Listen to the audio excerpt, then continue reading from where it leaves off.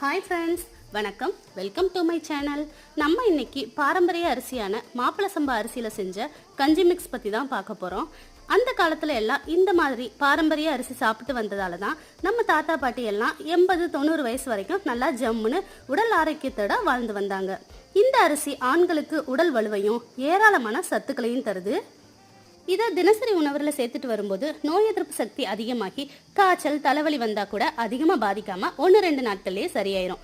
அதிகப்படியான நார்ச்சத்து இருக்கதால புற்றுநோய் வராம கூட தடுக்கவும் இது ஹெல்ப் பண்ணுது.